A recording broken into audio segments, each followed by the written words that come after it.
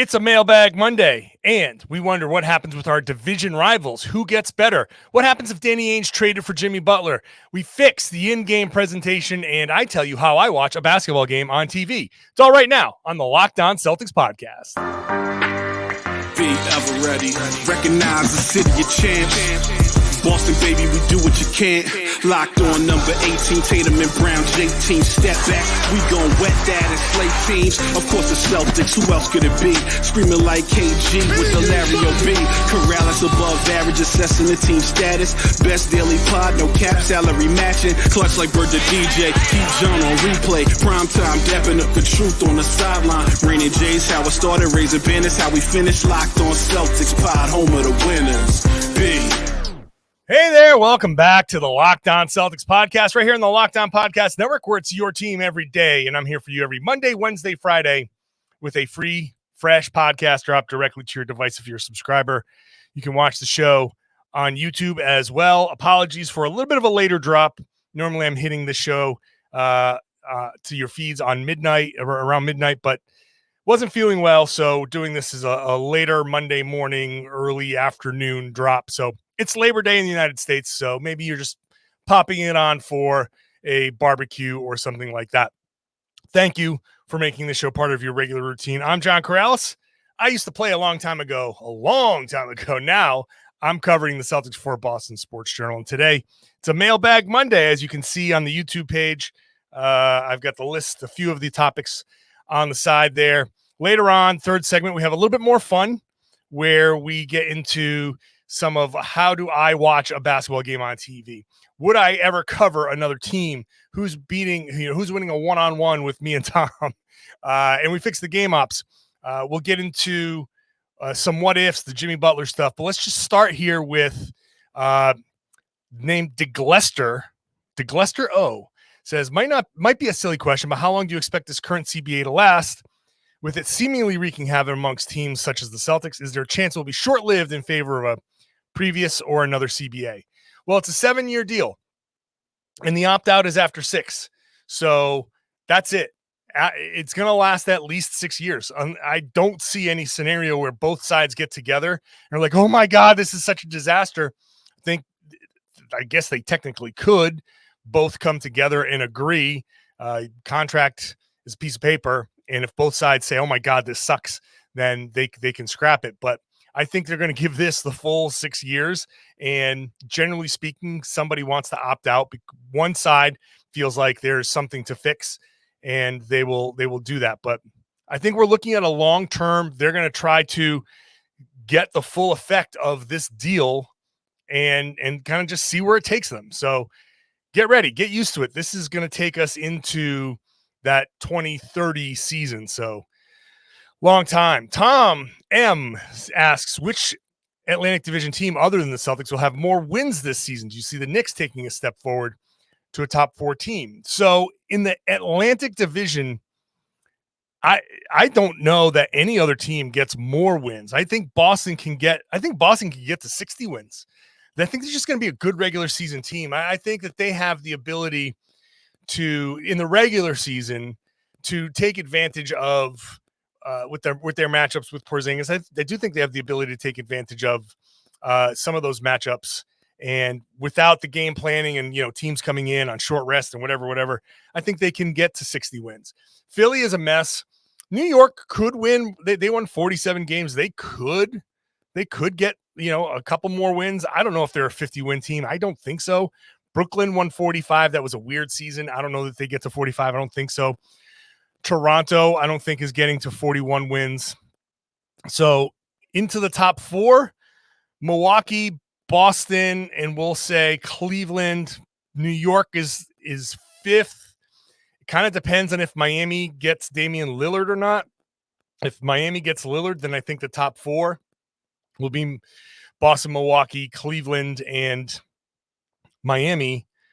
New York, we'll see what they do, man. I think 47 wins is – I'd be surprised if they got to 47 wins again, but Jalen Brunson is really good, and maybe Randall, has another good season, and they kind of hang around where they are. If they win more than 47, it'll be 48, right? So I don't think they make a big leap into the top 4. Although they made a couple of nice additions. So I still don't think they make a leap into the top 4. I'll slot them in as 5th, and maybe they win a couple of extra games. So we'll just leave it at that. I'm not the biggest Knicks believer here. Carl asks, how does the team fare if the initial Porzingis trade happens? Do we keep Grant as well, since Brogdon has a larger contract than Marcus? Obviously, the initial contract, the initial deal was Porzingis to Boston for Malcolm Brogdon going out to the Clippers, and it was Marcus Morris and a couple others going to Washington. That obviously fell apart for various reasons. They could possibly have kept Grant Williams. Look, Grant makes, Malcolm makes about $4 million more than Marcus. And that gap might be, if they kept Grant Williams, that might have been enough to keep this same gap that they're in now, about $4 million away from the ceiling, the second apron. It's possible they keep Grant. I still, considering the way they made that move, considering how Joe Mazzulla has handled his relationship with Grant on the floor, I feel like Grant was probably gone anyway. As much as I was saying they could keep him, as much as I was saying they should keep him, I still feel like if the way they handle this, if they traded Brogdon instead of Marcus Smart, Grant might be gone regardless. And maybe they could have chased maybe a bigger free agent. Maybe the difference is they don't go for O'Shea Brissett. Maybe they go for somebody else. Maybe they're bringing in different players to fill out the bench. Maybe that's the net effect. And then we'd see how how would they fare on the court. It would be interesting because now you have Marcus Smart presumably as your starting point guard, unless they decided, no, you know what, we're going to start Derek White anyway, and Marcus, you're going to have to go back to being 6 man.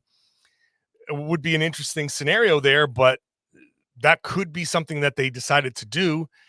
But at this point, I don't think they keep Grant. I think they maybe add a couple of different players on the bench, and how it impacts the on the floor stuff, we obviously don't know yet because we don't know how this trade impact them on the floor and how it might be different. As I keep saying, this team is so theoretical. I don't know what they're going to be on the floor yet. So after they get out there and play a little bit, I want to see them. I want to see what they're made of, and if they're going to be as good as I think they could be. And considering the style of play, would having Marcus have changed? What would it have changed? How much better or worse would it have been with Marcus Smart? I don't know the answer to that just yet. I will have answers to what if Danny Ainge traded for Jimmy Butler? What player could I clone to make a different decision in Celtics history? I think that question is obvious, and I think those are coming up next. Today's show is brought to you by Birddogs. If you're at your Labor Day cookout, you should be wearing your Birddogs because they make you look good. They're stretch khaki shorts designed to fit slimmer through the thighs so you can get that very sculpted look. Look, everybody's looking at your legs when you got the shorts on. Hate to tell you guys, but you're on display. And the Birddogs do the exact same thing Lululemon does, but it fits way better. They fit better than regular shorts because the other shorts are made of stiff, restricting cotton. Birddogs fixed this issue by inventing cloud knit fabric that looks just like khaki but stretches so you get that slimmer fit without sacrificing movement. And it's got anti-stink sweat wicking fabric that keeps you cool and dry all day. Now I'm supposed to show you my Birddogs, except the 14-year-old has stolen my Birddogs. So they're his Birddogs now. And as we were walking the dogs the other day, he turned to me and goes, "These shorts are so comfortable." And I'm not kidding. That's what he turned to me and said. And I'm like, those are mine. Those should be my shorts. So if they're good enough for a teenage boy, they're good enough for you. And if you order right now, you get this very cool Birddogs hat, this free tech hat with any purchase. Now that I stole back. This is a great golf hat, and the Birddogs are great golf shorts. So head on over to birddogs.com/LockedOnNBA, LockedOnNBA. Enter the promo code LockedOnNBA at checkout for a free Bird Dogs Tech hat or free Bird Dogs Tech water bottle, a water bottle now too as well. So it's birddogs.com/LockedOnNBA for that free water bottle or the hat at checkout. You won't want to take your Bird Dogs off. I promise you that. Check out Locked On NBA after you're done listening to the Locked On Celtics podcast. Rotating hosts all week. New shows Monday through Friday there. I host on Wednesdays with Jake Madison. So we have a good time on that podcast as well. So it's the league, get the league, cover the league. We cover the league like nobody else. I'm still figuring out how to speak through this little bit of a fog that I'm in. I apologize. My head not really cooperating right now. Tough for a person who's supposed to be talking for a living. Let's dive back into the mailbag. Andrew asks, how do you think the team would have done if Danny Ainge had traded for Jimmy Butler? Would Jimmy have lasted longer with us, or would he have been traded relatively quickly? This is a very interesting, tough question. So this was 2016. His final season in Chicago. The following year, he got traded to Minnesota.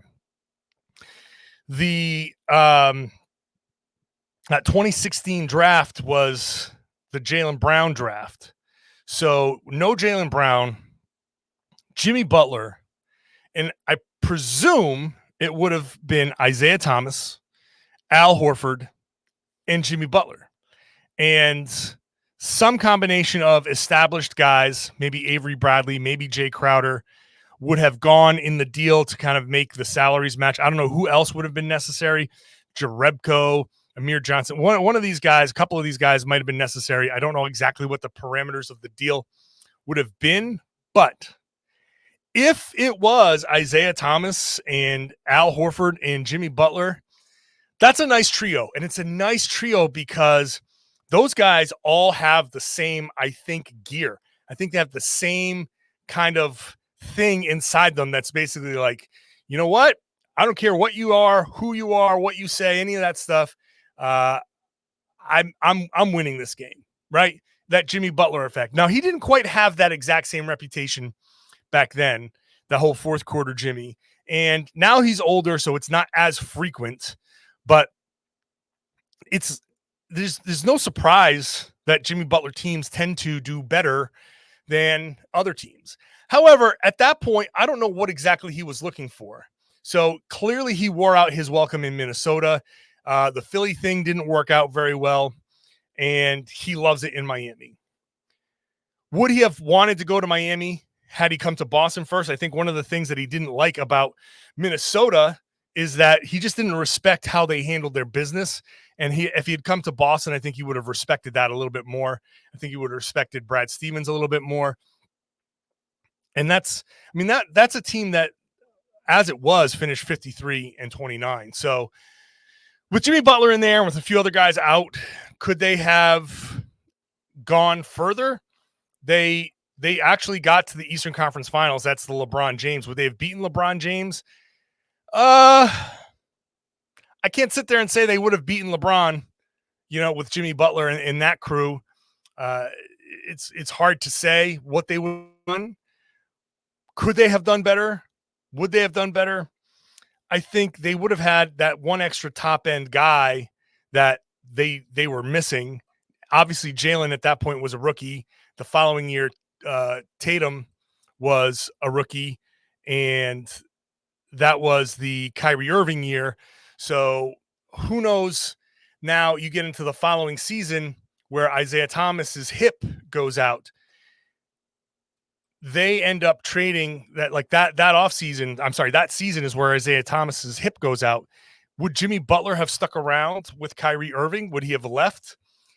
I have a strong kind of feeling that he and Kyrie would have butted heads, just because it's kind of how I feel it would go.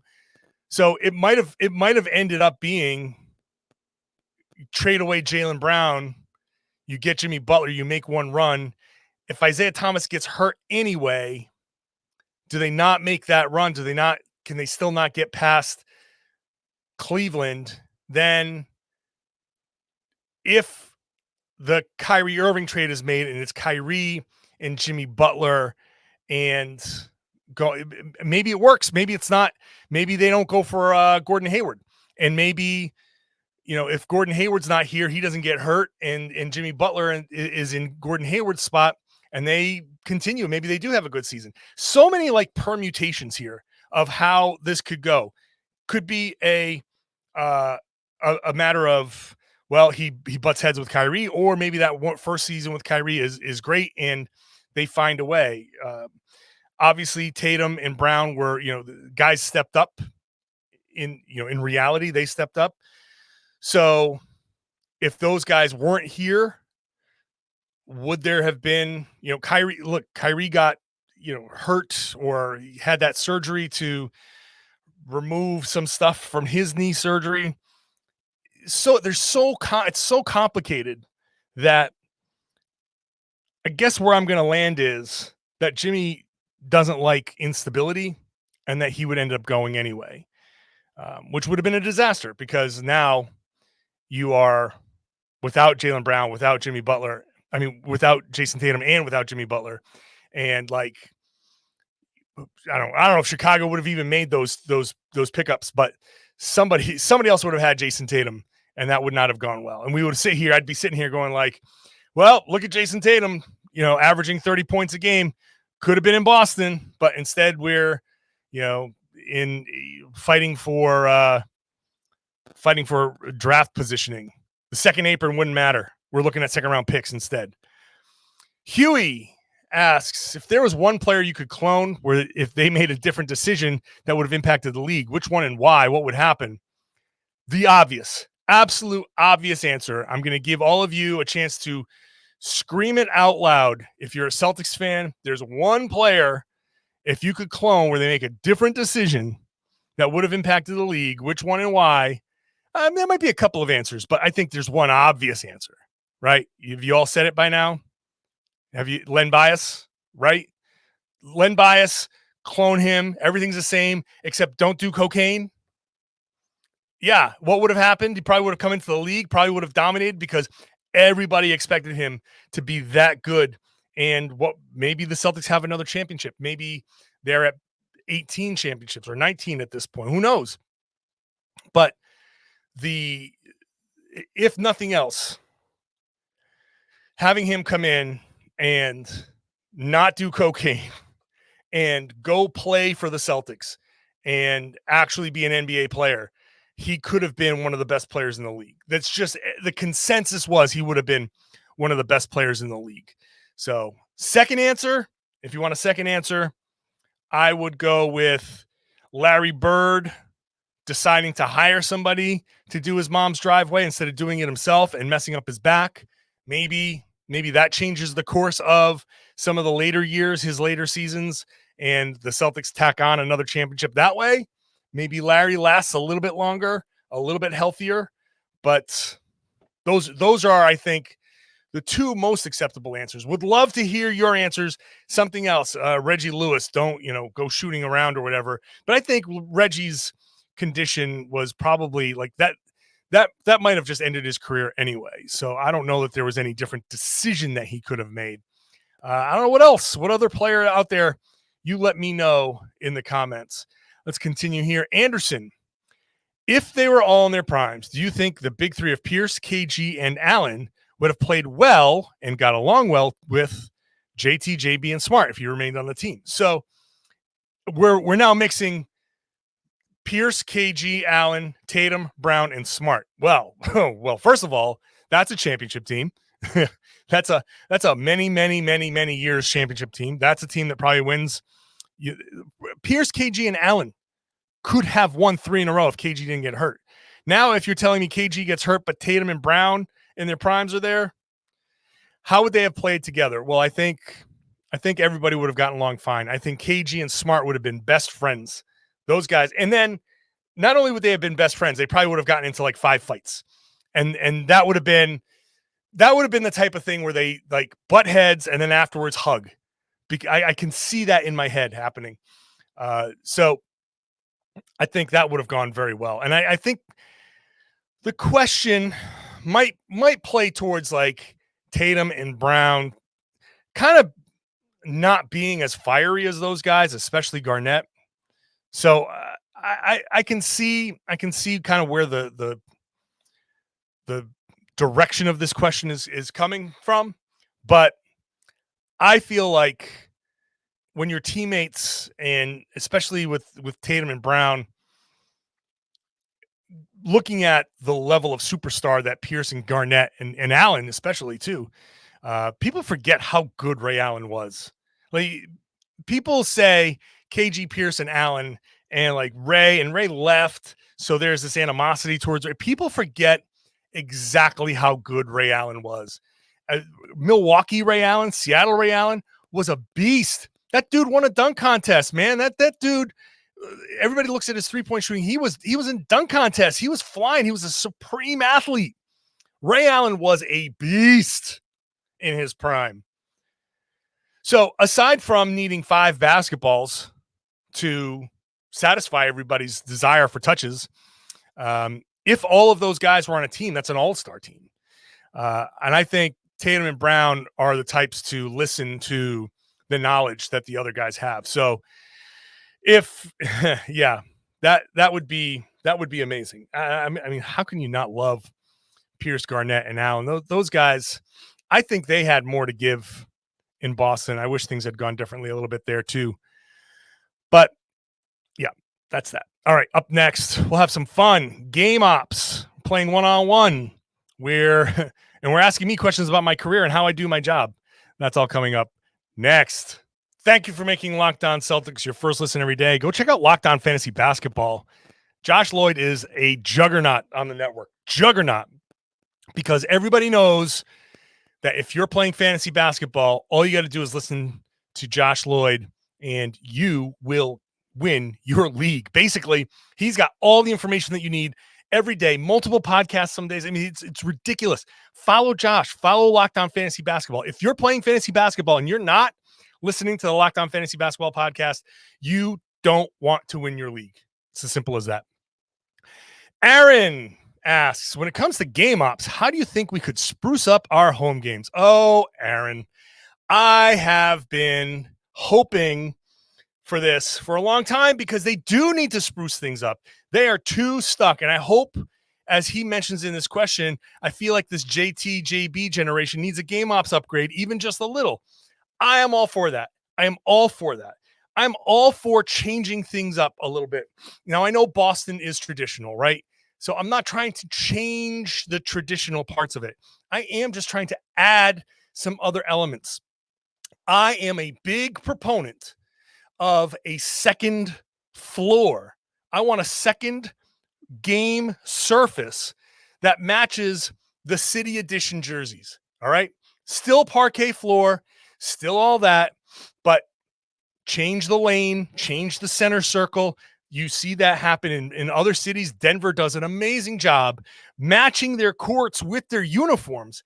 I love that little wrinkle. It's so subtle.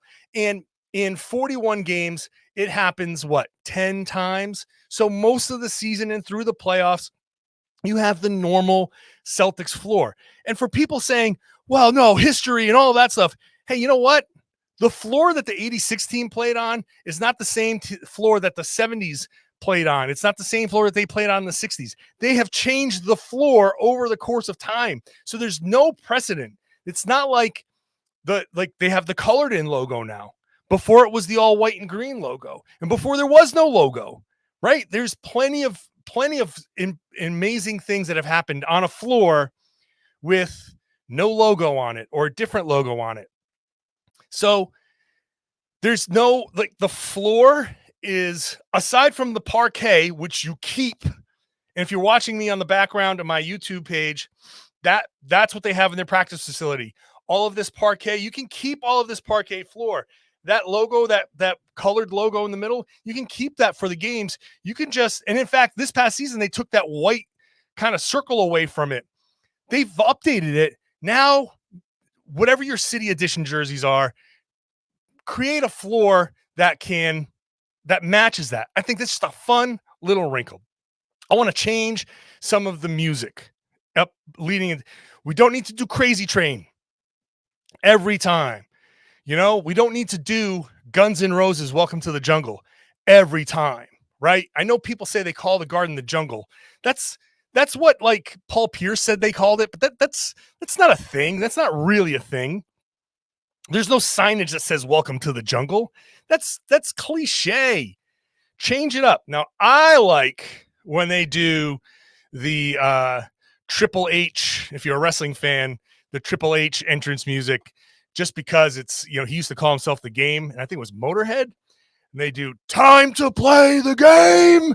That is just a fun, and it's still kind of like heavy, hard rock, so it kind of fits that Boston motif. I like that sound. But yeah, you can change stuff in game a little bit. You could play like a little bit of a beat in game. You can change it a little bit. They're playing sounds in the middle of the game anyway, so I'm all for a slight upgrade in the game ops experience. So, but part of the problem is the Celtics don't own the building, and so they can't make modifications. Like, they can bring in a second floor. That's up to them, but they can't make some of the modifications that they might want that I like for some of the intro stuff. But they do a decent job. The intros are generally pretty good.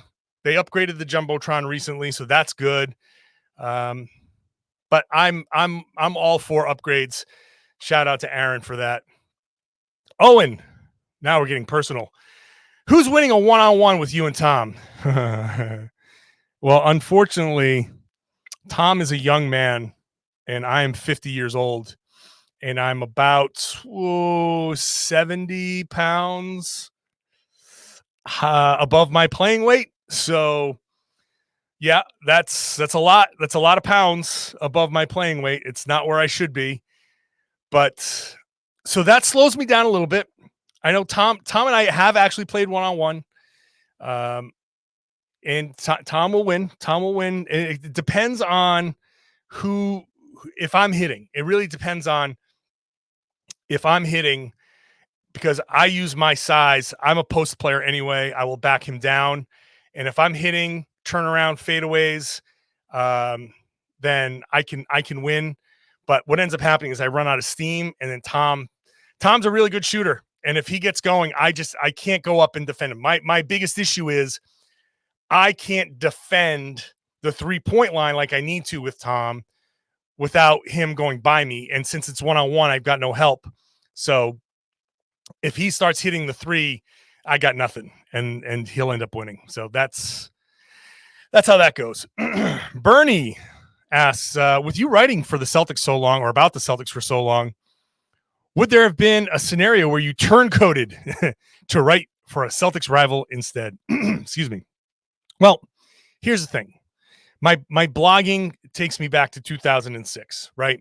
So that was definitely, blogging is fan oriented. And obviously I grew up a Celtics fan. I grew up in Rhode Island. I went to school in Boston. I'm a very much New Englander. Once I started covering the Celtics professionally, I kind of put that aside, right? And it's a weird spot. I admit it's a weird spot for me to be, because I do this podcast, right? And the podcast it's geared for Celtics fans. It's Celtics fans want to know, how does this team win? Why isn't this team winning? And all of that stuff. When they win, you want to listen to something that kind of captures that emotion. So when they win, I'm upbeat and excited. And when they lose, I'm a little more down and a little more negative on that. So I have to capture the fan experience. I have to capture the fan kind of feeling, the mood for my podcast, to make it an appropriately themed podcast, right? And everything that I do is geared towards, how can the Celtics win, right? And when a player plays well, and Tatum goes off and has an amazing game, MVP level game, I will gush about Jayson Tatum being an MVP level guy at certain spots. So it very much sounds like I'm coming at it as a fan in some instances, but I'm not. I put my fandom aside for my job. Like, when when something goes wrong, like when Marcus Smart did something poorly, I had to say that Marcus Smart was, he took bad shots. This was not a good Marcus Smart game. When Jayson Tatum does something poorly, I have to say it. When these guys do something, if Brad Stevens makes a bad move, I have to say I think that was a bad move. I have to be honest. And so that is the baseline here, where now I am a professional journalist. I cover this team. I'm writing about this team. I'm a basketball writer. Well, the reality of this job is I could get fired at any time. I could get, Boston Sports Journal says we don't like what you're doing anymore and lets me go, then they let me go. And if there's no other job for me in Boston, or if there's no other way for me to make a living in Boston, would I have to cover another team? I can see a scenario where, yeah, I would cover a Celtics rival. I would, there have been times where I looked for, hey, if a job covering the Celtics in Boston wasn't there, is there an opening somewhere else? I think I applied for a job in Indiana once. So that's kind of how it goes. It's kind of like Paul Pierce. Not that I'm saying I'm the Paul Pierce of anything, but Paul Pierce was a Lakers fan growing up and hated the idea of going to Boston. Now he's all about Boston, right? He's a Boston legend. So it's this job, wherever it ends up taking me. And I will say this, just for the record, things are going really, really well for me here. Excuse me. Things are going really, really, really well for me here. So I cannot currently imagine a scenario where I would leave. This podcast is doing great. You guys make this, so many of you have hopped on board that this podcast is really helping me out. It's doing really well. My job with Boston Sports Journal is going really, really well.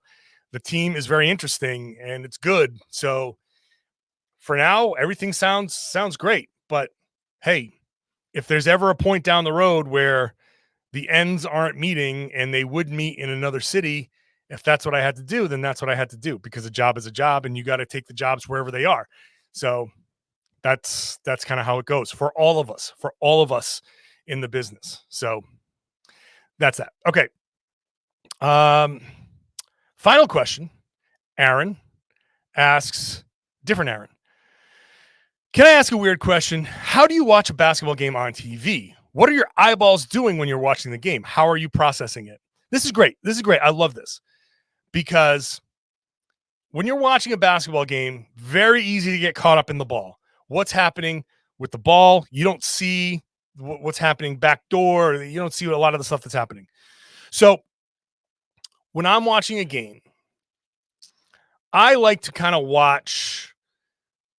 I kind of focus on the free throw line, somewhere around the free throw line.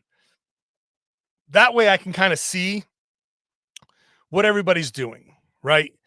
Now, doesn't always work like that. Sometimes you get caught up in the ball watching because something is happening there where you're like, all right, what is this? What is this? What ends up happening is whatever I miss backdoor, whatever I miss off the ball, I'll go back and watch the game a second time.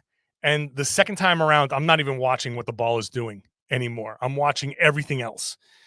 But the first time around, I like to try as much as I can to focus on kind of like that free throw line, that center of the floor, because you're able to see the whole play. You're able to process the whole play.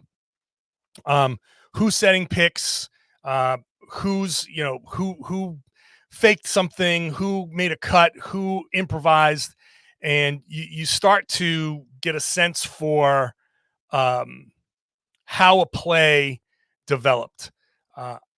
I like to, even when I'm at a game, honestly, when I'm at a game and I'm watching like on the floor, a lot of times I'll be looking up at the Jumbotron because I like to see that full view of the floor so I can kind of get a sense of, okay, how did this happen? When somebody makes a backdoor cut, I want to be able to know, I kind of want to be able to see it coming. I want to be able to see how the whole thing developed. Did somebody make a cut that opened up something else, a sacrificial cut to take a defender with him to open up a pick and roll for somebody else? So I like to see, it's almost like the old Magic Eye where you kind of like unfocus a little bit and you're kind of watching a spot and you're seeing everything unfold behind it. Sometimes you do watch the ball as it bounces around, and sometimes like that you'll miss something. But what I can't do, and it's part of Aaron's question, is like, are you like in the Matrix able to see all 10 players in slow motion and recognize different shapes and patterns of plays in real time? I'm not quite at that level. Like that's where NBA coaches are. That's where Brad Stevens is. And that's where like Marcus Smart is. And, Rondo was like those guys, like all of those players are able to see that stuff really, really quick because that's their job. They've trained themselves to do it.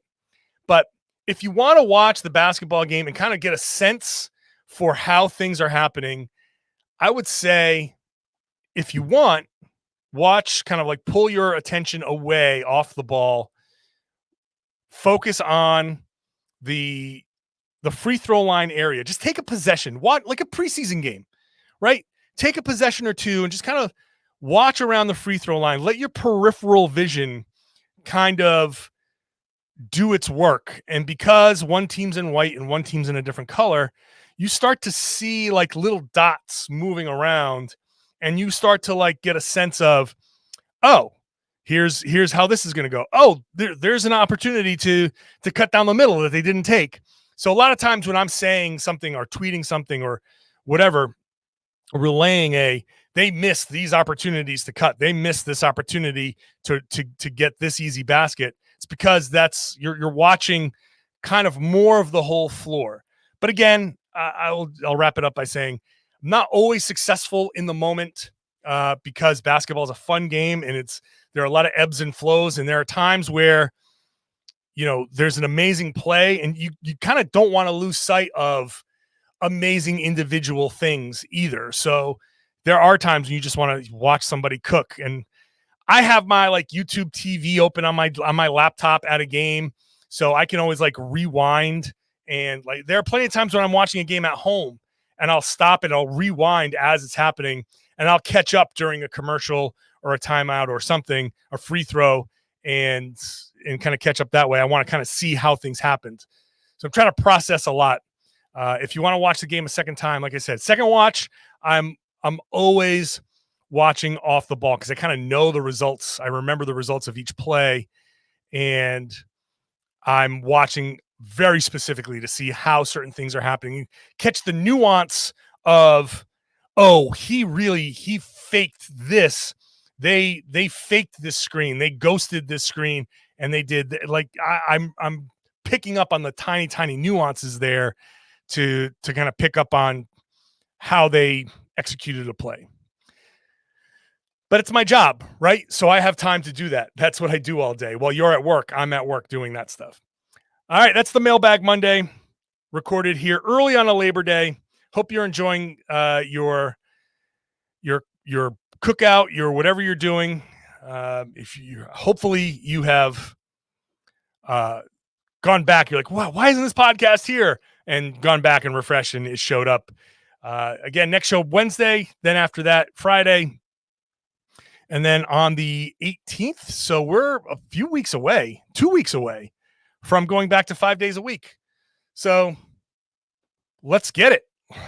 NBA season is almost back. Remember, check out Birddogs, birddogs.com/LockedOnNBA. Enter the promo code LockedOnNBA for a free water bottle with any purchase. You don't want to take your bird dogs off when you put them on. I'm telling you, and you won't have to. They're very versatile. Thanks for listening. Thanks for watching. Would love it if you everydayers share the podcast, spread the word, tell your friends, tell everybody they should be listening to and watching the Locked On Celtics podcast here on the Locked On Podcast Network, your team every day.